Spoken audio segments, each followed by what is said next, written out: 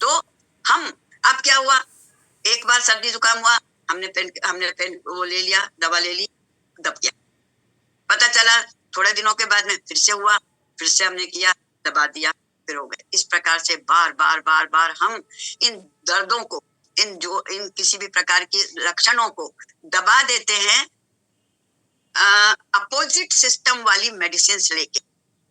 तो क्या होता है कि वो पुरानी बीमारी मतलब क्रॉनिक डिजीज में परिवर्तित हो जाती है। जब सर्दी जुकाम को ज्यादा दबाया, जब कफ कोल्ड को ज्यादा दबाया, जब इन्फ्लुएंजा को ज्यादा दबाया, जब सिर दर्द को ज्यादा दबाया, तो जाकर स्किन डिजीजेस हो जाती है, तब जाके ब्लड प्रेशर बढ़ जाता है, तब जाके आपका आर्थराइटिस हो जाता है। तो इस प्रकार से हम पुरानी बीमारियों को खुद पैदा करते हैं। अब एक तो खुद पैदा करते हैं इस प्रकार से, दूसरा होता है अब ये पुरानी बीमारियां भी बहुत सारे प्रकार की होती है। कैसी कैसी होती है? जैसे ये तो हो गया कि हमने एक्यूट डिजीज को दबाया। दूसरा हो गया हमारा वर्क फील्ड, हम कैसा काम कर रहे हैं। कोई फैक्ट्री वर्कर है, किसी फैक्ट्री में काम कर रहा है जहाँ पे बहुत डस्ट होती है, या जहाँ पे चूने की डस्ट है, या जहाँ पे आयरन की डस्ट है, या किसी भी प्रकार का कारखाना है, कपड़ों का है, जो भी मिल्स हैं, वहां पर एक पर्टिकुलर टाइप का वातावरण होता है। और वो पर्टिकुलर टाइप के वातावरण में जब 24 आवर्स या 12 घंटे या 10 घंटे या 8 घंटे जब आदमी रहता है, तो उस चीज को इनहेल करता है। उस वहां के एयर में जितनी भी इम्प्योरिटीज है वो इनहेल करता है, मतलब श्वास से लेता है, और धीरे धीरे धीरे धीरे उसको रोग पैदा हो जाते हैं। अब रोग किस रूप में होगा ये डिपेंड करता है कि उसकी खुद की प्रकृति कैसी है। फिर एक होता है कि हमारा काम करने का बंधन बंधन कहना चाहिए। जैसे एक दिन हमारी एक बहन ने पूछा था कि वो रात में शाम को सो जाना चाहिए। अब जो गार्ड्स लोग हैं जो रात भर ड्यूटी करते हैं, तो उनकी नींद कैसे रात में कैसे होती है।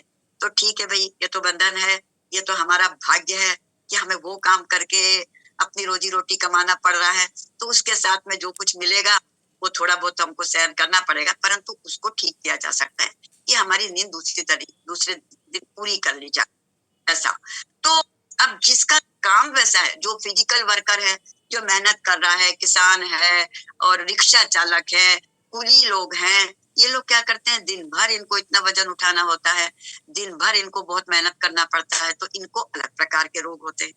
जो मेंटल वर्कर है, जो दिन भर मानसिक काम करते हैं, जो ऑफिस वर्कर्स हैं, जो दिमागी जिनका 24 घंटे लगता है, जो बार बार उनको चाय पीना पड़ता है, बार बार स्मोक करना पड़ता है, बार बार सिगरेट पीते हैं, बार बार तम्बाकू खाते हैं, उसको ठीक करने के लिए, उस मेंटल एक्सर्शन को बैलेंस करने के लिए इस प्रकार की लत लग जाती है, चाय कॉफी शराब ये सब बात, उससे अलग प्रकार की बीमारियां होती है।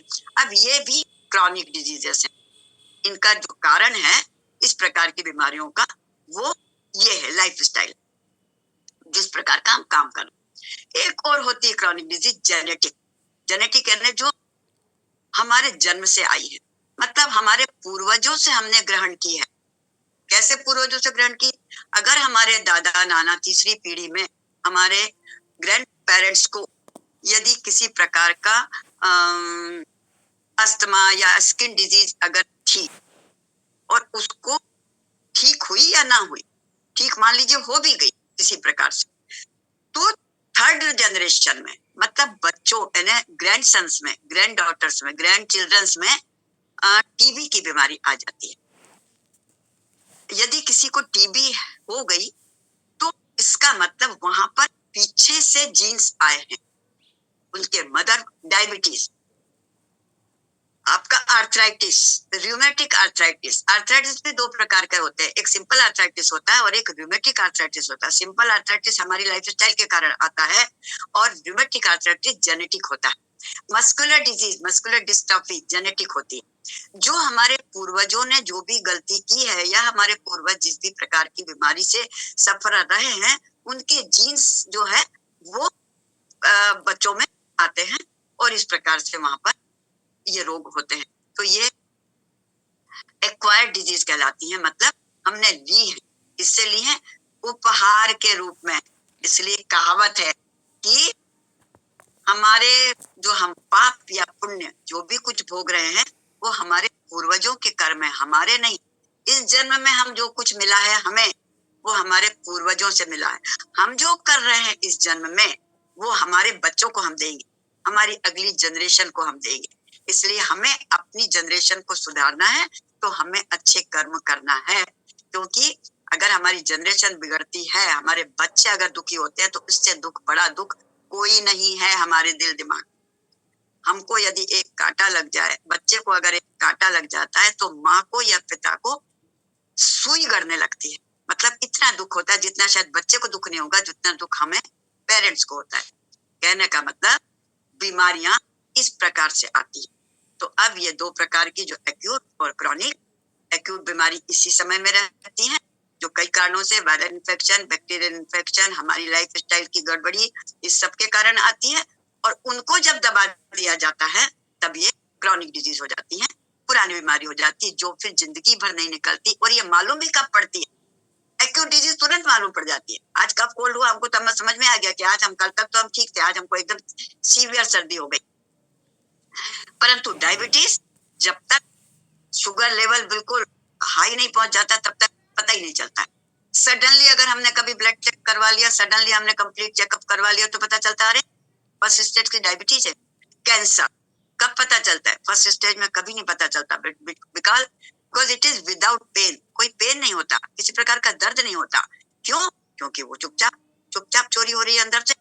जब पता चलता है, सेकंड स्टेज में पहुंच गया, थर्ड स्टेज में पहुंच गया, तब कैंसर सडनली मालूम पड़ता है, और फिर उसको ठीक करना मुश्किल होता है। हालांकि बहुत रिसर्च वर्क चल रहा है, और प्रभु की महान कृपा है कि जो हमारे बड़े बड़े संत लोग आ गए हैं विभिन्न, नॉट ओनली हमारे पतंजलि से ही, और भी संस्थाओं में जो संत लोग आए हैं, वो अवतार के रूप में आए हैं, वो राम अवतार के रूप में आए हैं, और वो लोगों के स्वास्थ्य ठीक करने के लिए विभिन्न प्रकार की विधाएं बता रहे हैं, विभिन्न प्रकार से उनको अवेयर कर रहे हैं, मतलब उनको जागृत कर रहे हैं कि आपको कैसे स्वस्थ रहना। तो ये भी प्रकृति का ही नियम। अब आता है आपका, एक बात और बताएं, स्किन डिजीज, एक्जिमा। एक्जिमा भी बहुत कॉमन रोग है, और आजकल बहुत पेशेंट देखने में आते हैं। इसका भी कारण जेनेटिक है। अगर फेफड़ों की बीमारी दबाई जाएगी, अगर लंग्स की बीमारी दबाई जाएगी, तो स्किन पे आएगी। और स्किन की बीमारी को अगर दबाया जाएगा, तो फेफड़ों पे चलेगी। ये नियम है। क्या नियम है? कि हमारा शरीर अंदर से बीमारी को बाहर निकालता है। जब चर्म रोग जो भी हो, चाहे दाद हो, चाहे एक्जिमा हो, चाहे एलर्जी हो, चाहे अर्टिकेरिया हो, किसी भी प्रकार का रोग जो चमड़ी पे आता है, जो स्किन पे आता है, वो स्किन का रोग नहीं होता, वो चमड़ी का रोग नहीं होता। वो अंदर का जो विकार है, ब्लड खून में जो विकार आ गया है, वो विकार स्किन के माध्यम से बाहर निकलता है। हम चर्म रोग को ऊपर से मलहम लगाकर दबा देते हैं, वो फिर से अंदर चला जाता है। स्किन स्पेशलिस्ट के पास जाते हैं, वो दुनिया भर की क्रीम मलहम दे देते हैं, और उसको हम लगा लेते हैं। पता चलता है महीना भर, 2 महीना, 3 महीना रोग ठीक रहा, किंतु थोड़े दिनों के बाद पुनः आ गया, क्योंकि गंदगी तो अंदर चली गई, वो गंदगी बाहर निकलती है। तो एक बात और आप ध्यान रखिए कि स्किन डिजीज को कभी भी दबाना नहीं चाहिए। उसको प्राकृतिक चिकित्सा के माध्यम से, योग के माध्यम से, होम्योपैथी के माध्यम से। अब मैं एक शॉर्ट में 2 लाइन में होम्योपैथी का भी सिद्धांत बता दूं। होम्योपैथी भी बिल्कुल 100% प्राकृतिक चिकित्सा है, क्योंकि होम्योपैथी की जो मेडिसिन हैं, वो समान से समान की चिकित्सा वाले सिद्धांत पर आधारित है। डॉक्टर सैमुअल हैनीमैन, जो कि बहुत बड़े प्रसिद्ध, बहुत विद्वान एलोपैथिक डॉक्टर थे, परंतु एलोपैथिक सिस्टम से जब उन्होंने देखा कि मैं मानव समाज की सेवा नहीं कर रहा हूँ, मैं तो उसको बहुत बर्बाद कर रहा हूँ, मैं मेरे इस इलाज से रोगी ठीक नहीं होता है, बल्कि और बिगड़ जाता है, उन्होंने छोड़ दिया। इसलिए हम लोग उनको संत महात्मा कहते हैं। और उन्होंने अपनी रोजी रोटी कमाने के लिए दूसरा एक काम ले लिया, लाइब्रेरियन का, और उन्होंने ही फिर, वो लंबी हिस्ट्री है, उन्होंने ही फिर होम्योपैथी का आविष्कार किया। क्या सिद्धांत क्या बनाया? प्राकृतिक चिकित्सा। प्रकृति के अनुसार जो मेडिसिन हमारे आसपास, जब हमको जब कोई रोग होता है, तो हमारे आसपास उसकी औषधियां हैं, जो जड़ी बूटियां हैं, जो जड़ी बूटी हमारे स्वस्थ शरीर में खाने से जिस प्रकार के लक्षण पैदा करती है, उसी प्रकार वही जड़ी बूटी जब शरीर में रोग हो जाता है, तो उस रोग को दूर कर देती है। यानी हर जड़ी बूटी में, हर पेड़ पौधों में बहुत बड़ी क्वालिटीज होती है। वो भी सुना है आपने, पीपल, बड़, नीम, ये सब क्यों हमारी आयुर्वेद में मेडिसिन के रूप में उपयोग की जाती है, तुलसी, क्योंकि इनमें सारे चिकित्सकीय गुण हैं।